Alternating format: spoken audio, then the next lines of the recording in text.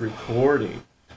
Voss, Hey, back my again. insurance brother from Another mother. How's it going? Insurance Bros, going good. Insurance bros are back at it. Going live fourth week Fourth week in a row. in a row, A yeah. month. Just a month, counting it out. Some marriages don't last that long. Some don't. You know, if you get married in Vegas, it doesn't work out all the time. Yeah. Yes. Don't tell my girlfriend about my wife. I know, right? Gonna get in trouble. So, Let's talk about insurance. I love insurance. yeah, back to insurance talk with the Insurance Bros. You love insurance. I do love insurance. I'm an insurance agent. Yeah.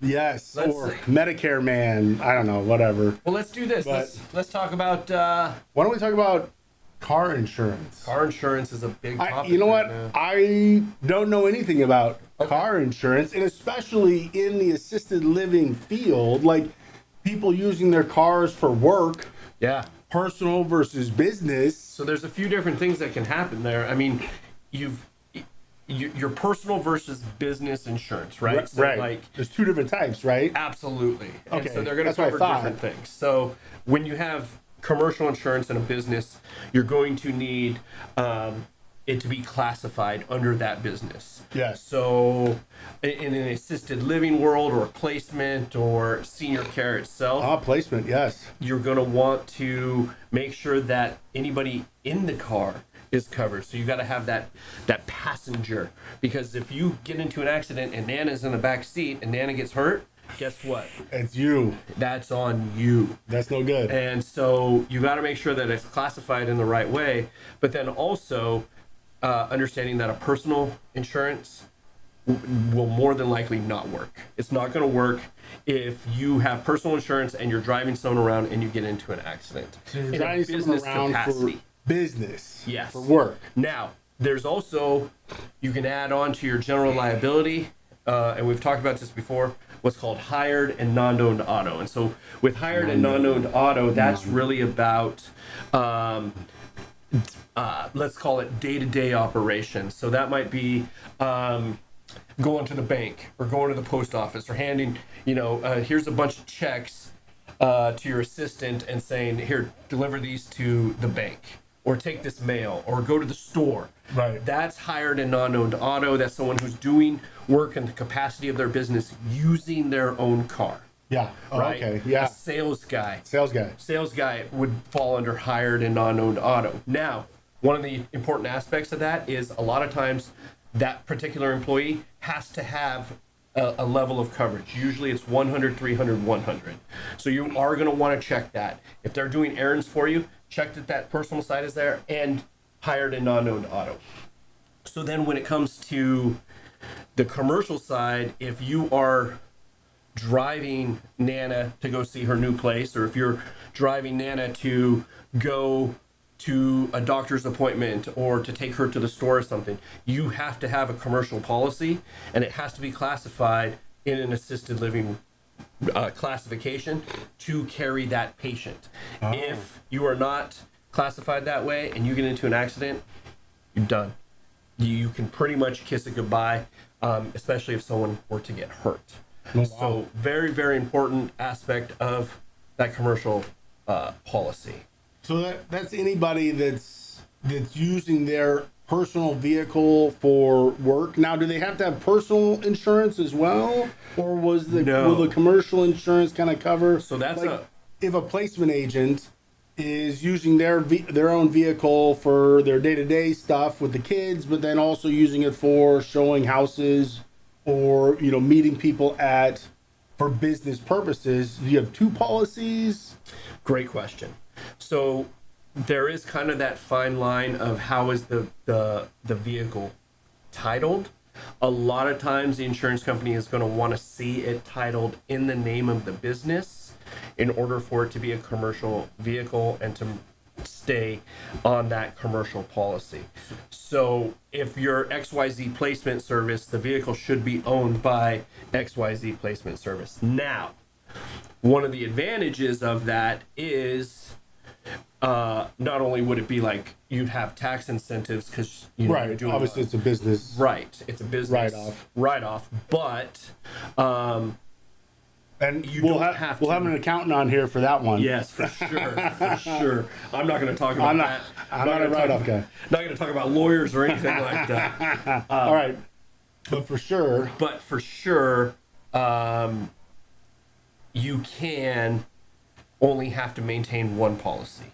So you don't have to have personal and commercial. if you're the business owner and it's titled in the business name. So it will cover for family outings. Yeah, absolutely. So if you're taking little Johnny to a soccer game on Saturday and you get into an accident and you've got a commercial policy, you're covered on that.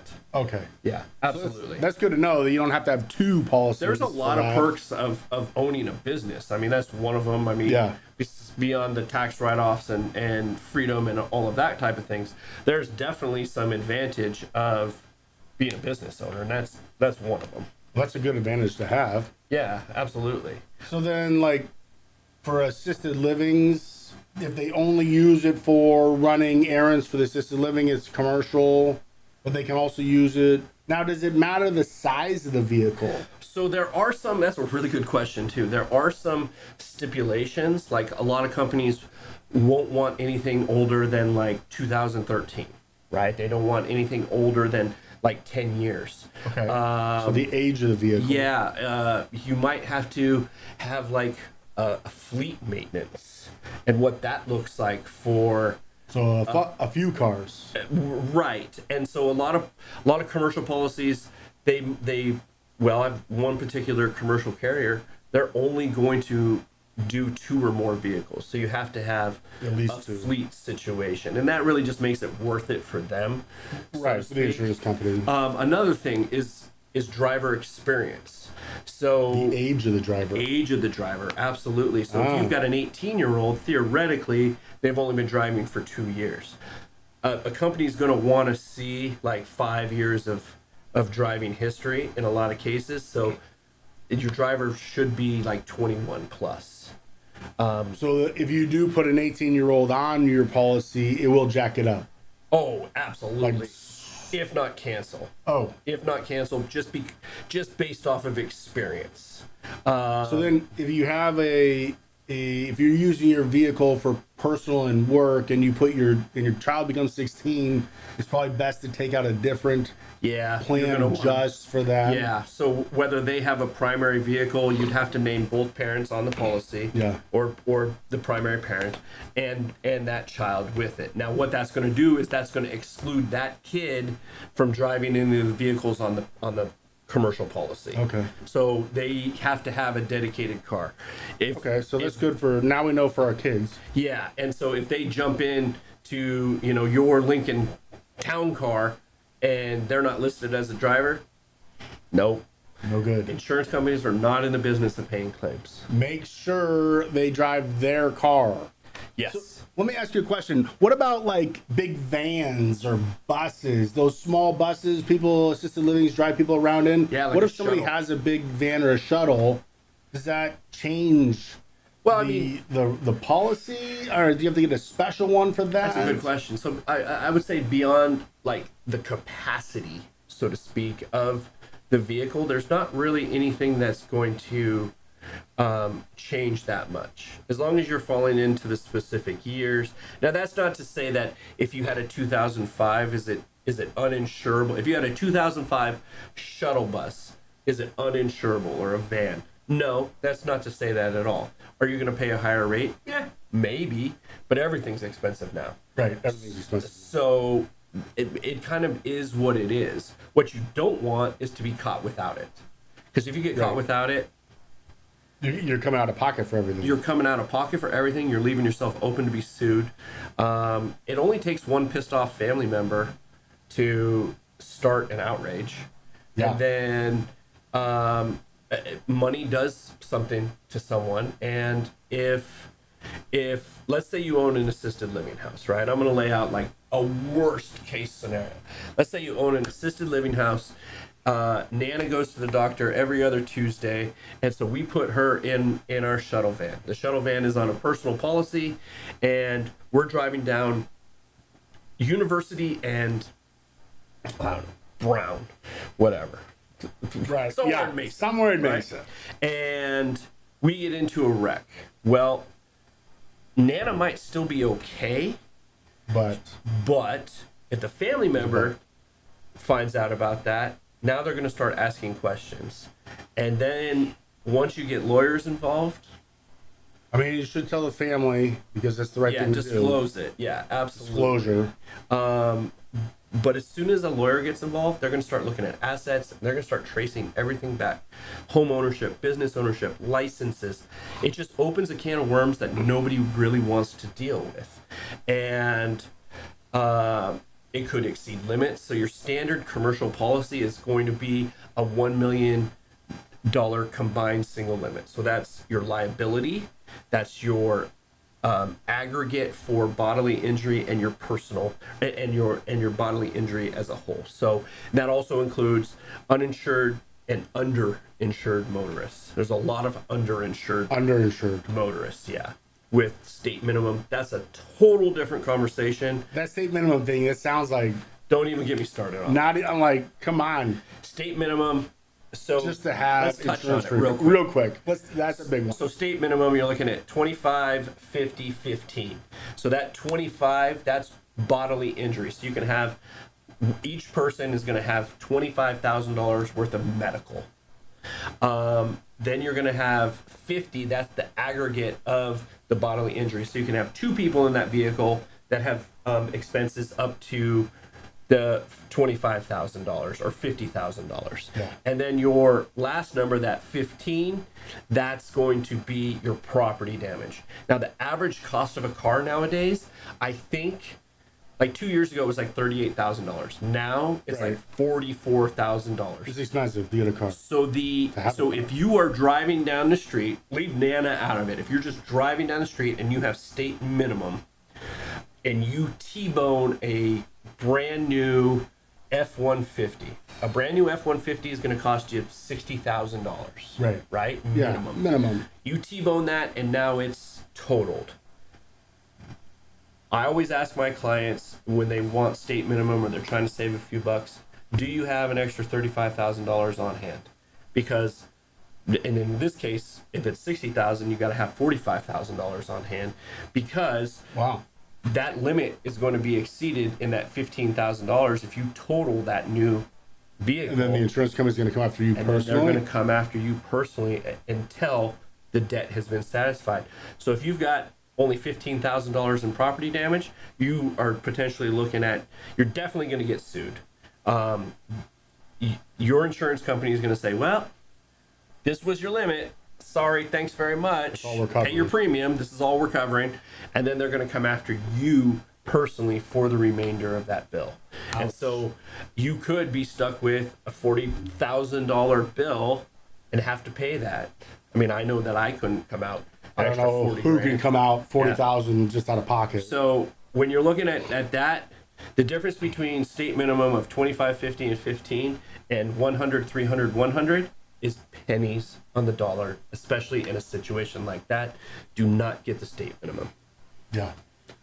No, that's good. Don't get. I don't. We don't have the state minimum. I put the full coverage on all our cars. If something happens, I just want to be able to replace it and Absolutely. and move on. Absolutely. And Yeah.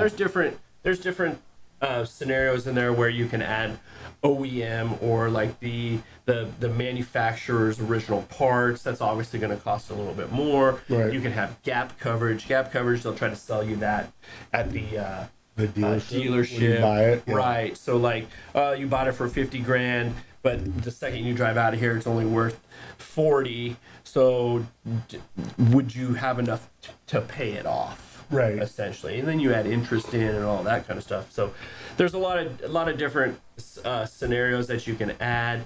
Rental cars, another one. Usually, if someone has 2 drivers and 3 cars, I'll say, hey, odds are if this one was out, then you could just drive that third car. Yeah. But again, that's a few dollars. Roadside, although lately, I had a personal experience with roadside where. What? Keep going. Where, in my opinion, as an insurance broker who deals with this every single day, go spend $99 and get AAA. I was gonna say you get roadside through your coverage. But that's also going to count as a claim. Don't use it then. So if you've got that counted as a claim, every time you do a windshield, every time you do a tire, roadside, that counts as a claim. And then we're in a market right now where it's not necessarily the type of claims that you have. It's not necessarily even the dollar amount. It's the number. Number of claims. Yeah. So the Blue Apron lady, everyone knows who I'm talking about. Yes. If you've got an unreasonable amount of claims, then they're going to either deny you, charge you a huge rate, or flat out cancel you. Well, let me ask you a question on the claims thing. I know I'm probably getting off topic again, but if you rack up a bunch of claims on one carrier and then you change to another carrier, does that carrier look at your history? Absolutely. So there is It follows you everywhere you go? Yeah, so there's two different reports that are ran both on the commercial side and on the personal line side. So those are called your MVR, your motor vehicle record, right? That's Motor vehicle record. When you go to the DMV or the MVD or whatever you want to call it, that's who is tracking accidents, tickets, those types of things. They'll run that report and they'll apply the rate based off of that. The other one is called a CLUE. And the CLUE report is basically, I can't remember what it stands for, but it's basically a central database of every claim that has happened. So that is going to follow you for 5 years. Every claim on that car or every claim on your name? Think of it as a credit report. Oh, for claims. For claims. So that includes, you might have what they'll call a comp claim for less than $1,000. Odds are, and I'll ask someone, I'll see that, and I'll see 4 of them, and I'll say, did you get a windshield in 2019, in 2020, and in 2021? Windshields break all the time here. Yep. But if you have an excessive amount, then you're done. There's also different outfits out here that may or may not be insurance approved, and you'll see the signs, you'll see them on Facebook, you'll see them on social media, where they're handing you cash back for your windshield. Yeah, how does that work? That is, so they overcharge the insurance company? Yes. Oh. So let's say, and I've posted on Facebook about this. There's one that's floating around the East Valley now where it's like, get up to $300 back. Right, yeah. And it's on every corner, right? And call this number. That sounds great. Yeah. And it's a decent way. You're going to pay a $0 deductible on the glass, and the guy's going to hand you back 3 bills, right? That sounds awesome. Sounds awesome to me. But now you just took that claim that was a $400 claim, and now it's actually like over $1,000 claim, because that money has to come from somewhere. It does. So what they're doing is they're overcharging the insurance company, and that's why we're in a hard market. Is not only those small claims, but the cash back, and these are the biggest culprit right now in auto insurance.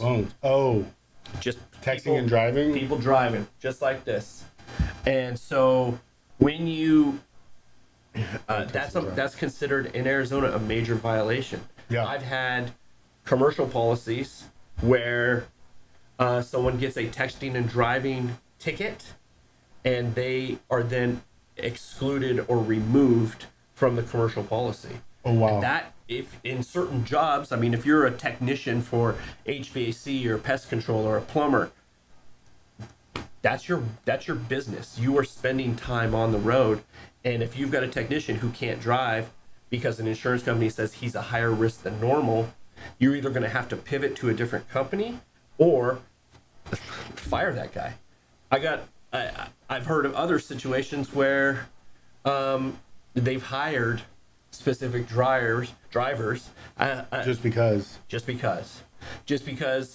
this guy's a really good plumber. Yeah, he's had 7 DUIs. Well, I don't know how good of a plumber you have to be to have 7 DUIs and keep your job. Well, he must be a good plumber if he's got 7 really DUIs. Good plumber. But if in a case like that, if that were to happen, like the one that I'm thinking of, they hired a kid to drive this guy around. To drive him around. Oh wow. So I mean, that's Smart. I mean, you could do that. You can do that. It's a workaround. Right. But that just leaves you, Full-time chauffeur. You have to pay somebody else you have to pay somebody else. salary Yeah. plus Yeah. the workers. So there's a lot of different things coming. I mean, again, and this has been a common theme and a common concurrence is insurance companies are not in the business of paying claims. They just aren't. They are for-profit organizations that, for example, in the assisted living world, I know this is totally off topic of auto insurance, Yeah, all insurance. but when I'm working with an assisted living company, or if I'm working with any business, especially in what we call the excess and surplus space, which assisted living is excess and surplus. It's the Wild West It is. of Everything insurance. out here still is the Wild West. Absolutely. So in that situation, you're talking, where was I going with this? Wild West of insurance, assisted livings, different types of. I don't know. I missed. Totally blank. Totally blanked. So go ahead. You were off topic. Something completely different, other than for assisted livings and insurance. Oh, I know where I was going. Okay, we got it. Yeah. And we're back. And we're back.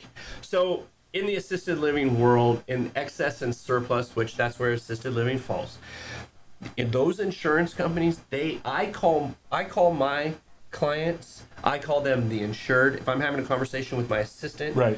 I call it the insured. The insured said this. The insured needs this. Did we talk to the insured about that? The insurance company, I might say my client did this. My client said that. Blah blah blah.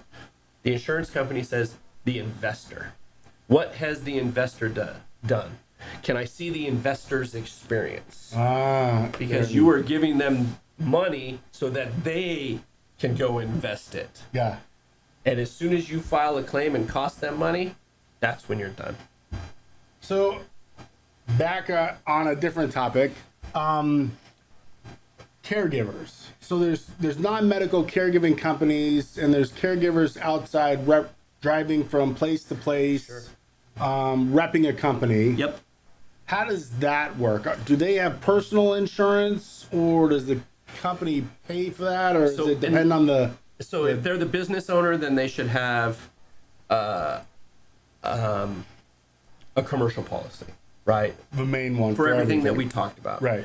If they are let's say a 1099 employee, right? They're a independent contractor of XYZ caregiver. That would fall under the same classification as like a salesperson. So that would be your hired and non-owned auto. So the companies should cover that, or the caregiver covers that. So the caregiver is going to maintain personal insurance at a specific level, most likely 100, 300, 100. The business owner is going to want to verify that. Grab their declaration page, grab their ID card, make sure that they have that coverage. For the employee or the 1099, the person who's doing the caregiving, and they might be in Scottsdale in the morning and in Glendale in the afternoon. Well, they've got to drive across Shea to get there. Right. They're going to be operating under their personal insurance with an endorsement for hired and non-owned auto. So they're going to be driving from appointment to appointment on behalf of the business and be covered under the business, under their personal lines. Okay, so if they're the only person in the car, if they get to a location and the lady needs them to run them to the store, I would not do that. now that falls into you need a commercial policy to cover the client in your car. Correct. So if you're a caregiver, make sure you have your coverage, but don't get caught. It all sounds well and good if you're adult companionship, if you're a caregiver, medical, non-medical, whatever it is. It all sounds well and good until you get into an accident and somebody that you're not related to, that you're in the care and custody of, gets hurt or is involved in any way. Wow. I know it's heavy. It is heavy. I didn't, Let's take a deep breath. That felt good. Yeah. Any questions from the back there? I don't know. What's going on in your world? Got any big events this week? No. Last week you had a happy hour. Well, yes, we had a happy hour. It was great turnout at the Robeson Reserve in Sun Lakes for Senior Healthcare Solutions. Had about 40, 50 people out. That's Everybody awesome. needs to come out for the next one in April. Wait a minute. We're in April. In May. May's our next one, so we do monthly events. It was great. We had a nice spread, a lot of different people. Cool. And, a great outing. This week, I know there's something at Savior Hospice coming up on Friday, I believe. Have to double check the Senior Healthcare Solutions page for that one. Kim Yates. And then I know there's an open house for Everest Hospice in the West Valley. Nice. On the 24th. That's all I can think of on the top of my head. Okay. I know I don't have any personal events going on, but my wife has our calendar booked with events, so I'm going to be all over town the next few days. There you go. Yeah. Nice. What about you? Anything coming up? Not that I can think of specifically. Yeah. I'm still in the process of trying to save the Clare House. The Clare House. Downtown Gilbert, trying to move that building. Make sure to donate for that. Yeah, donate hdsouth.org. You can make a tax-deductible donation for that. But other than that, no big events coming up. We are, Spiros Financial is my agency, and we are currently hiring Oh, there you go. agents, part-time and full-time, Nice. life and health, Medicare and funeral insurance, mainly. You But help with the licensing process and right, testing. And yeah. So we help with the state licensing process, the studying, the testing, the contracting, and then the product education. So get people out there. And then we actually we sit down with each agent, figure out what they're looking to do, and then tie it into their current job, because I know becoming an insurance agent is tough. But if you have a current job, we can show you how it overlays, Nice. and you can work with that. So make that transition. yeah. So it's always good to, we're bringing on, we're in recruiting hiring mode right now, and probably Perfect. till the end of the year.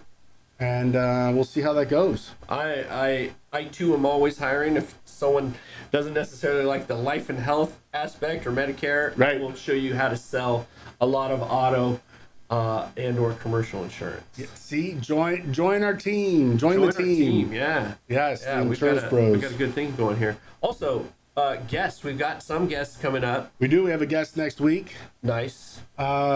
Brittany Singleton. Sweet. She's a physical therapist. Perfect. Yes, we were. So next Tuesday, keep an eye out for that. Yeah, I think I have lined up. I'm not going to announce it yet, but Okay.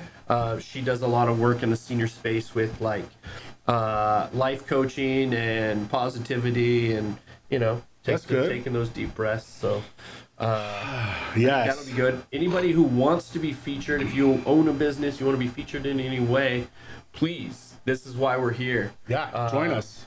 I would love to learn more about how we can support other local businesses, as well as